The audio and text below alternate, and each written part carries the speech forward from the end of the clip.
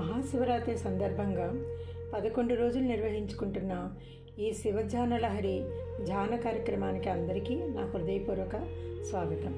ఈ ధ్యానంలో పాల్గొంటున్న అందరికీ ధన్యవాదాలు, నమస్కారాలు.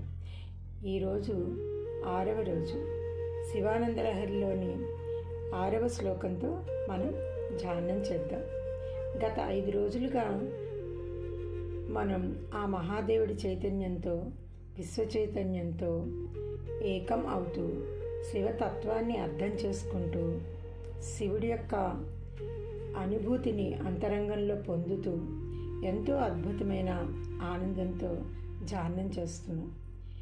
ఈ 5 రోజులు మన ఆనందానుభూతుల్ని గుర్తు చేసుకుంటూ మరింత లోతైన అనుభూతుల కోసం, అనుభవాల కోసం మనం ఈరోజు 6వ శ్లోకంతో, దానిలోని అర్థంతో మన చైతన్యపు పరిధిని ఇంకాస్త విస్తృతపరుచుకుంటూ దివ్యానుభూతుల్ని, ఆత్మానుభూతిని పొందుతూ మనం ఈ ధ్యానం చేద్దాం.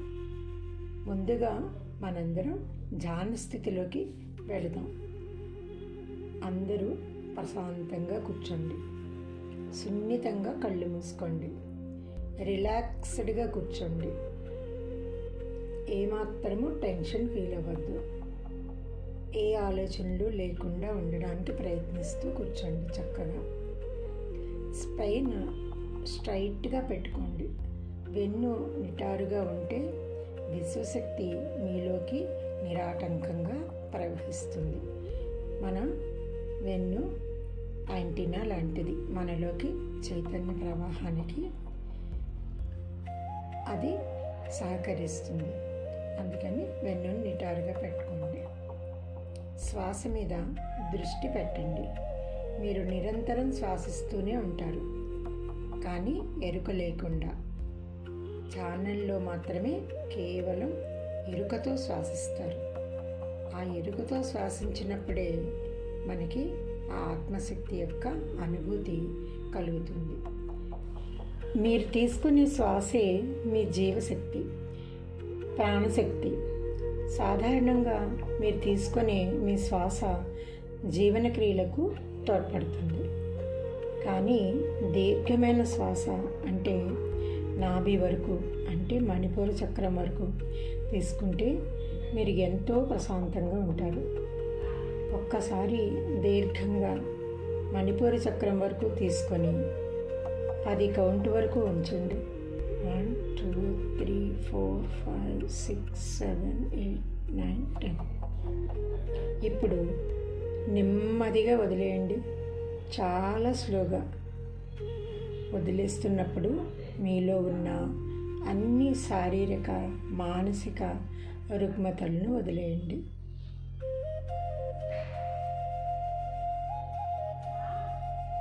ఇప్పుడు మీరు తీసుకునే ప్రతి శ్వాసతో విశ్వశక్తి మీలోకి నిరాటంకంగా ప్రవహిస్తుంది. చక్కగా శ్వాస తీసుకుంటూ వదులుతూ ఉండండి. దాన్ని పూర్తిగా మీలో ప్రవహించనివ్వండి.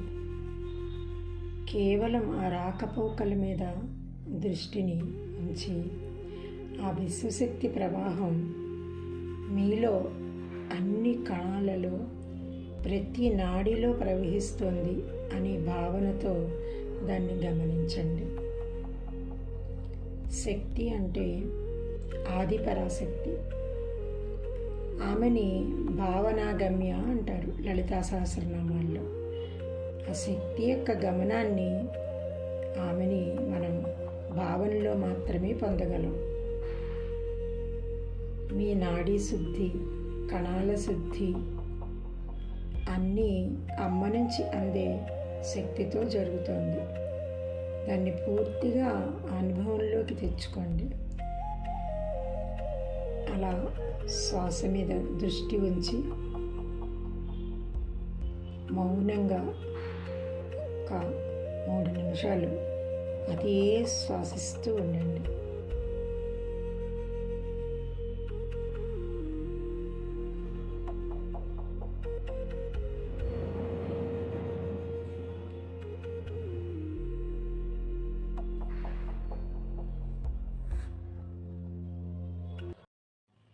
ఇప్పుడు మనం శివానంద లహరిలో 6వ శ్లోకం ధ్యాన శ్లోకాన్ని చెప్పుకుందాం.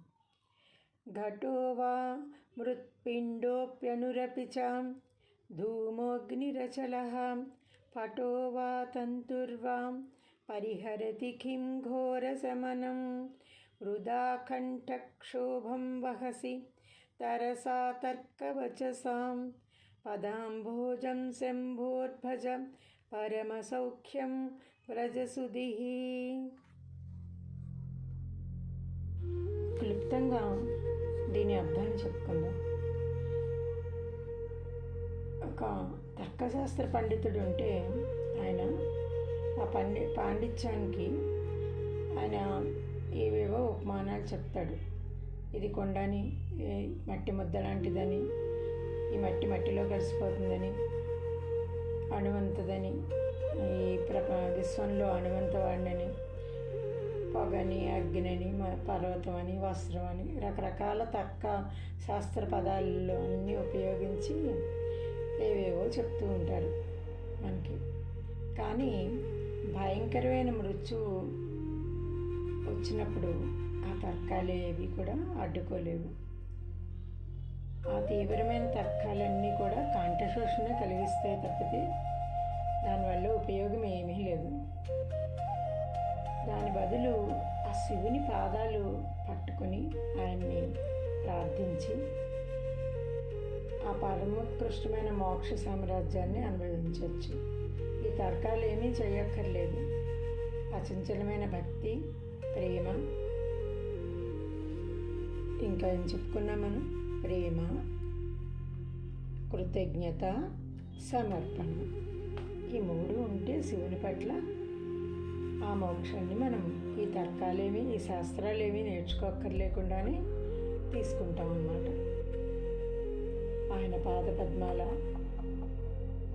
మీద ఉన్నటువంటి శ్రద్ధ భక్తుల వల్లే మనకి సార్థకత, మోక్షానందం కలుగుతుంది. ఇది క్లుప్తంగా దీని అర్థం అన్నమాట. వివిధ శాస్త్రాలు చదివి అందులో పండితులైపోయి చాలా అహం పెంచేసుకొని అక్కడ ఎవరితో అయినా తర్కశాస్త్రంతో, వ్యాకరణ శాస్త్రంతో, లేదా వేదాలు కూడా చదివేసుకొని ఆ వాటితో కూడా రకరకాలైనటువంటి డిబేట్ కార్యక్రమాలు పెట్టేసి వాళ్ళ పాండిత్య ప్రతిమనంతా చూపిస్తూ ఇదంతా మట్టని, దీంట్లో ఏమీ లేదని, ఇలా మనం అణువులాగా ఉంటామని, దారాలు పోగులు తప్ప వస్త్రం అనేది ఏమీ ఉండదని, ఇలా ఏవో శాస్త్రజ్ఞులు రకరకాలుగా చెప్తూ ఉంటారు. కానీ మృత్యు అనేది మన దగ్గరికి వచ్చినప్పుడు ఈ శాస్త్రం ఏమీ పనికిరాదు. మార్కండేయుడిని తీసుకుంటే ఆయన ఏం చేశారు? మృత్యుంజయ మంత్రాన్ని జపం చేస్తూ కూర్చున్నారు, ఈశ్వరుణ్ణి గట్టిగా పట్టేసుకుని. అప్పుడు శివుడు తీసుకెళ్ళడానికి వచ్చిన యముడి వక్షస్థలాన్ని తన్ని మార్కండేయుడిని చిరంజీవిని చేశారు. ఇది చాలు కదా, ఆయన వచ్చి రక్షిస్తాడు అని అచంచలమైన ప్రేమతో ఆయన పట్టుకుని కూర్చుంటే ఇంకా మృత్యు ఎందుకు వస్తుంది వాళ్ళ దగ్గరికి? రానే రాదు. ఇదే ఇంకొక భజగోవిందంలో శంకర్లు చెప్పారు. ఏమిటి? భజగోవిందం భజగోవిందం గోవిందం భజ మూఢమతే సంప్రాప్తే సన్నిహితే కాలే నహి నహి రక్షతి డుక్రం కరణే అని. అంటే అది ఆ వ్యాకరణం అది చదువుకుంటారు, ధాతువులు వ్యాకరణం అది వల్లిస్తూ ఉంటారు కదా. ఈ 70 ఏళ్ళు 80 ఏళ్ళు వచ్చి ఆ పాఠాలు చదువుతూ దాన్నే వల్లిస్తూ గడుపుతూ ఉన్నాడు అనుకో, నేను మహాశాస్త్రజ్ఞుడని. దానివల్ల కలిగేదేముంది?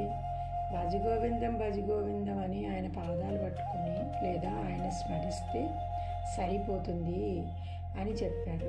అలా అంటే ఇప్పుడు మరి ఏం చదువుకోవద్దా?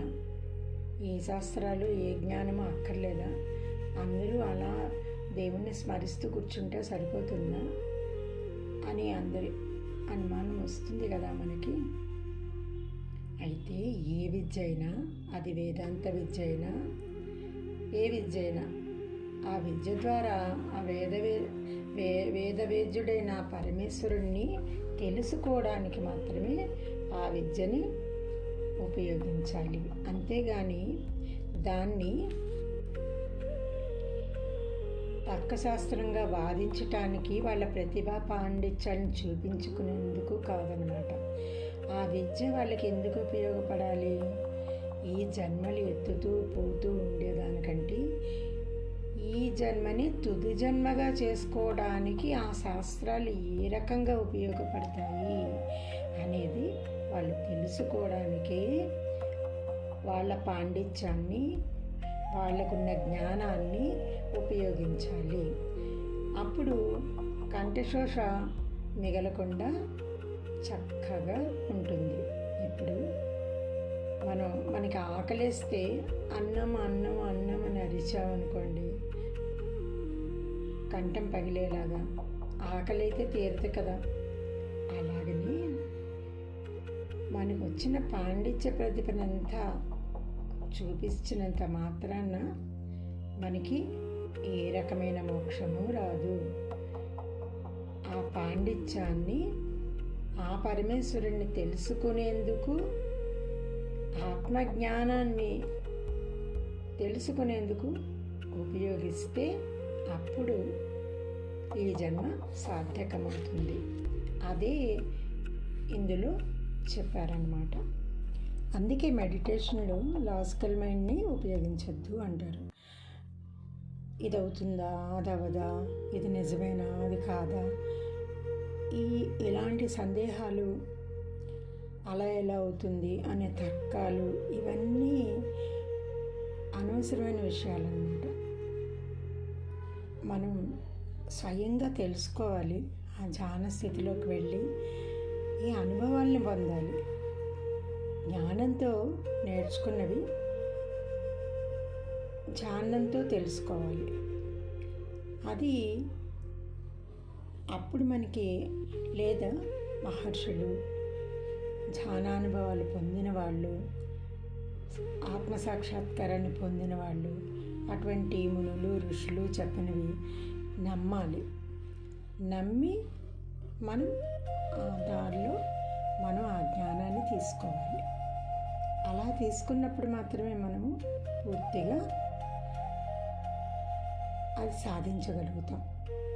సాధన వల్ల తెలుసుకోవలసినదే కానీ సత్యాన్ని శోధన వల్ల, లేకపోతే తర్కం వల్ల తెలుసుకునేది కాదు. ఎప్పుడైనా సరే సాధనలో పూర్తి నమ్మకంతో ధ్యానంలో మనం ఆ పరమాత్మ యొక్క తత్వాన్ని తెలుసుకోగలుగుతాము, అనుభవాన్ని పొందగలుగుతాము, అంతిమంగా మోక్షాన్ని పొందగలుగుతాం. పూర్తి ఎరుకతో ధ్యానం చేయండి. శ్వాస తీసుకోండి, వదలండి. పూర్తిగా ఎరుకతో ధ్యానం చేయండి. సంపూర్ణమైన జ్ఞానం కావాలంటే కేవలం మీ ఆత్మ మాత్రమే ఇవ్వగలదు. అక్కడున్న పరమాత్మ మాత్రమే ఇవ్వగలడు. ఎరుకుతో ఉండండి. Breathe in, breathe out.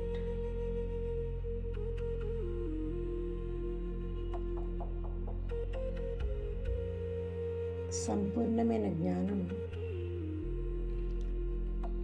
కేవలం మన ఆత్మ మాత్రమే ఇవ్వగలదు.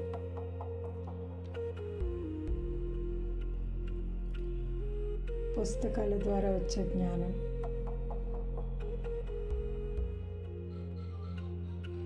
అది ఆత్మ సాక్షాత్కారానికి ఉపయోగపడదు.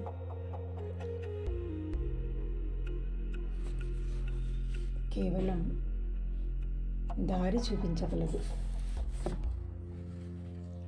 ఆత్మసాక్షాత్కారం కావాలన్నా, మోక్షం కావాలన్నా, ఆ భగవంతుని తెలుసుకోగలిగే జ్ఞానం కావాలన్నా అది సాధన నుంచే రావాలి. సాధనే దానికి అవకాశాన్ని ఇస్తుంది.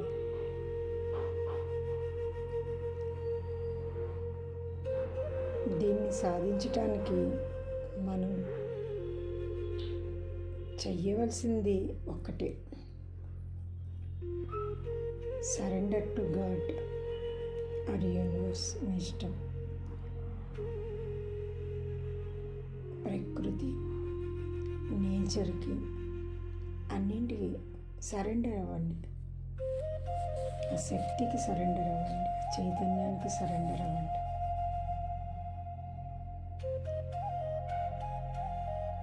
మీ ఎమోషన్స్, మీ ఫీలింగ్స్, మీ ఫియర్స్, మీ టెన్షన్స్, ఎవ్రీథింగ్ అన్నీ తీసేయండి. ఆ పరమేశ్వరుడి పాదాల దగ్గర పెట్టేయండి.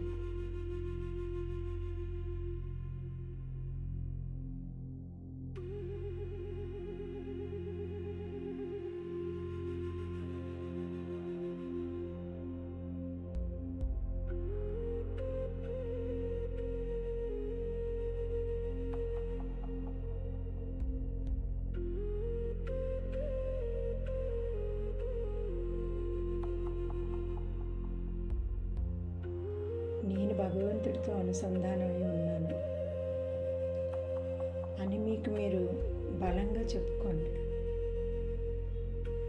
ప్రతి క్షణం చెప్పుకోండి.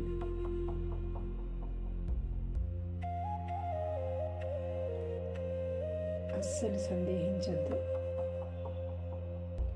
ఆ నమ్మకమే ఆత్మసాక్షాత్కారానికి పునాది.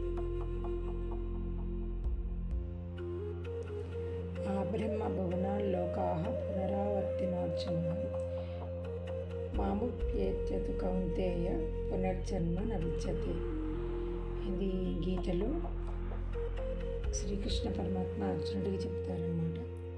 బ్రహ్మలోక పర్యంతము ఉన్న లోకాలన్నీ కూడా మళ్ళీ మళ్ళీ పుడుతూ ఉంటాయి, పునరావృతం అవుతూ ఉంటాయి, తిరుగుతూ ఉంటాయి. అలాగా పుడుతూ ఉంటాయి, మళ్ళీ లయమైపోతూ ఉంటాయి. కానీ నన్ను చేరిన వారికి పునర్జన్మ ఉండదు అని చెప్పారన్నమాట. అంటే ఆయనే మన యోగక్షేమాలన్నీ చూసుకుంటామని చెప్పారు కదా. యోగక్షేమం వహామ్యహం అని. కాబట్టి మనకి జ్ఞానాలు అక్కర్లేదు. ఈ రకమైన బాధలు, కష్టాలు అవి కూడా అక్కర్లేదు. ఏమీ అక్కర్లేదు. మనసు అర్పించేస్తే సమస్తం అవే వస్తాయి. ఇంత చిన్న విషయానికి ఎన్నెన్నో బాధలు పడుతున్నాం మనం. చూసుకుంటాడు అనేంత నమ్మకం మనం పెట్టుకుంటే తప్పకుండా ఆయనే చూసుకుంటారు. అదే శంకరాచార్యులు వారు చెప్తున్నారు. నువ్వు ఏమీ కష్టపడి నేర్చుకోకు. శాస్త్రాలు అవి నేర్చుకున్నా ఆ నేర్చుకున్నవన్నీ భగవత్ స్వరూపాన్ని తెలుసుకునేందుకే నేర్చుకో అని చెప్పి మనసు అక్కడ పడి ప్రహ్లాదుడిలాగా నమ్మకం అక్కడ పెట్టు, మార్కండేయుడిలాగా. అప్పుడు భగవంతుడు వస్తాడు, చూసుకుంటాడు. అది ఈ నమ్మకం ఉంటే చాలు.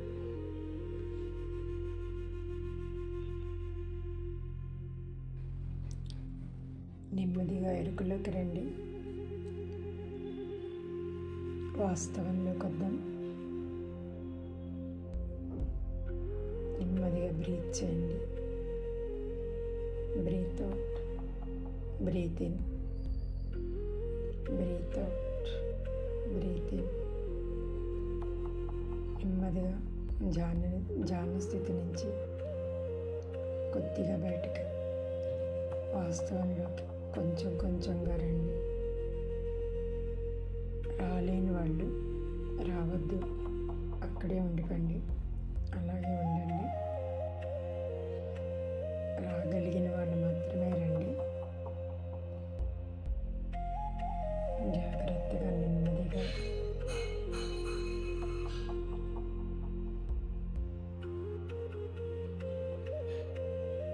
స్లోగా రండి. కంగారుగా కళ్ళు తెరవద్దు. మీ రెండు అరచేతులు రుద్దుకొని కళ్ళ మీద 1 నిమిషం పాటు ఉంచుకొని అలాగా నెమ్మదిగా ఆ లోపల ఆత్మానుభూతులు ఏవైతే పొందారో మీరు అవి మనసులో నింపుకొని ఆ ఆనందంతో చక్కటి చిరునవ్వుతోటి, లోపల ఆనందం ఉంటే తప్పకుండా చిరునవ్వు వస్తుంది ముఖం మీద. అటువంటి అందమైన చిరునవ్వుతో తేలికైన మనస్సు, అంతకంటే తేలిగ్గా ఉన్న శరీరంతో ఒక్కసారి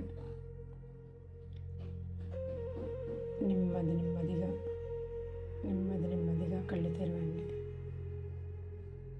కళ్ళు తెరిచి ఆ పరమాత్మ తత్వాన్ని మనసులో మరోసారి స్మరించుకొని ఈ అద్భుతమైన ఈ ధ్యానానికి మనం ఇక్కడ మీరు చేసిన ఈ అద్భుతమైన ధ్యాన ప్రక్రియకి తప్పట్లు కొట్టుకుందాం.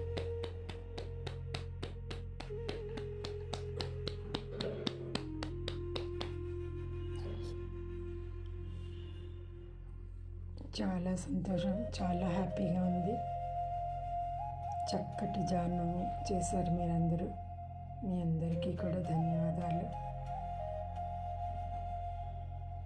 ఈ ధ్యానం మీకు నచ్చినట్లయితే కాదు, మీకు నచ్చింది, మీకు సంతోషాన్ని ఇచ్చింది, మీకు ఆనందాన్ని ఇచ్చింది అని నేను నమ్ముతున్నాను. తప్పకుండా లైక్ చేయండి, కామెంట్ చేయండి, మీ అనుభవాలు కామెంట్ చేయండి. అందరూ ఆ శివానుగ్రహంతో హాయిగా